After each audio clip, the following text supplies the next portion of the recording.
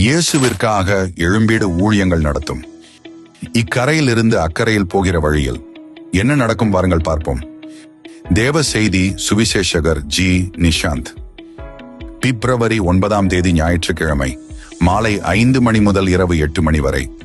இடம் எண் 24, காஞ்சி முனுசாமி தெரு, VOC நகர், பம்மல், சென்னை 75 PP, மருத்துவமனை அருகில். தொடர்புக்கு 97-910-288-55 மற்றும் 74487-5484. கர்த்தருக்குள் அன்பான தேவ பிள்ளையே, ஆண்டவரும் இரட்சகருமாகிய இயேசுவின் நாமத்தில் உங்களுக்கு என் அன்பின் வாழ்த்துக்கள்.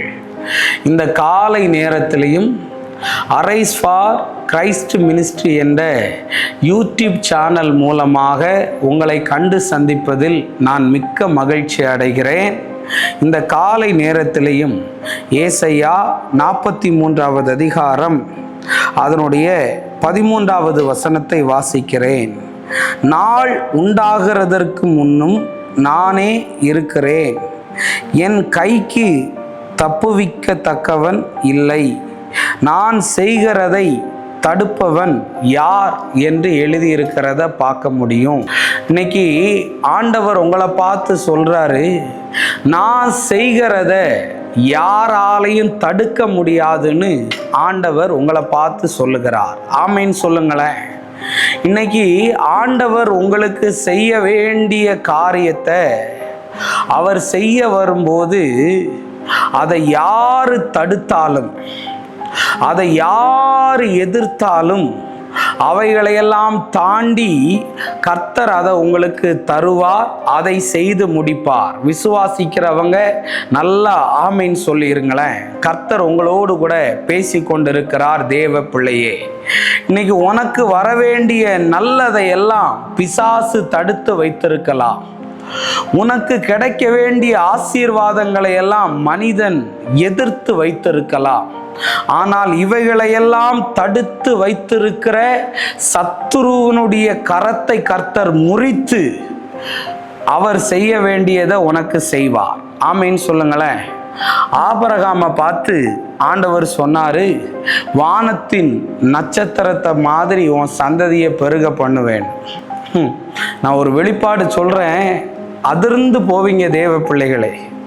அப்ப அவ பொண்டாட்டிக்காரி சாரா என்ன நினைச்சாங்க தெரியுமா? என் புருஷன் பிசிக்கலி ஃபிட்டா இருக்கிறான், அதனால அவனுக்கு எந்த குறைபாடு இல்லை, அதனால இவளுக்கு நான் ஆகாரம் கொடுத்த நாளாவது என் சந்ததி கட்டப்படும். அப்ப அவளுடைய மென்டாலிட்டி என்ன தெரியுமா? என் புருஷன் ஃபிட்டு, நான் அன்ஃபிட்டுன்னு சொல்லி நினைச்சுக்கிட்டு இருந்தா. அப்படித்தானே நினைச்சிருக்கா? அதனால தானே அந்த மாதிரி ஒரு முடிவை எடுத்தா. ஆனால் பிள்ளைகளே, உங்களுக்கு ஒரு விஷயத்தை நான் காட்டுகிறேன். ரோமர் 4வது அதிகாரம் அதனுடைய 19வது வசனத்தை வாசிக்கிறேன்.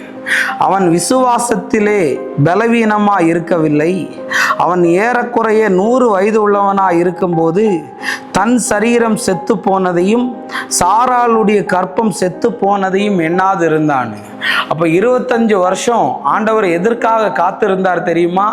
சாராள் நினைச்சா என் புருஷனுக்கு உடம்பு ஃபிட்டா இருக்கிறதுனால அவனுக்கு எந்த குறைபாடும் இல்லை, அதனால கர்த்தர் அவனுக்கு குழந்தைய கொடுப்பாரு, நான் தான் ஃபிட் இல்லைன்னு.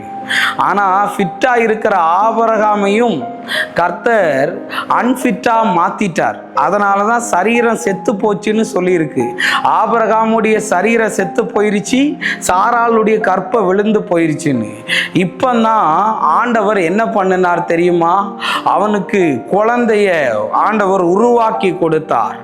ஆண்டவர் செய்ய நினைச்சதை யாராலையும் தடுக்க முடியாது. அவருக்கு அற்புதம் செய்ய உயிரோடு இருக்கிற சரீரம் தேவையில்லை. செத்து போன அவயமா இருந்தா கூட, செத்து போன கற்பமா இருந்தா கூட என் தேவனால உயிரை கொண்டு வர முடியும். தேவ பிள்ளையே, இன்னைக்கு குழந்தையே பிறக்காது, இது நடக்கவே நடக்காது, இது முடியவே முடியாதுன்னு நீ நினைச்சுக்கிட்டு இருந்தனா, தேவன் செய்வதை செத்த சரீரம் கூட தடுக்க முடியாதுன்னு பேச விரும்புகிறேன். அல்லேலூயா. கர்த்தருடைய நாம மகிமைப்படுவதாக. கர்த்தர் உன் வாழ்க்கையில அற்புதத்தை செய்வார். உன் வாழ்க்கையில முடியாதுன்னு ஒன்ன முடிவிய பண்ணுகிற கர்த்தரை நீ ஆராதிக்கிறாய். எல்லாம் இழந்துருச்சு, சூழ்நிலையெல்லாம் சாதகமா இல்லைன்னு சொல்லலாம். ஆனா தேவனுக்கு தேவை செத்து போன சரீரத்தை கூட அவர் உயிரடைய செய்ய வல்லமை உள்ளவர். நம் ஜெபிப்போம்.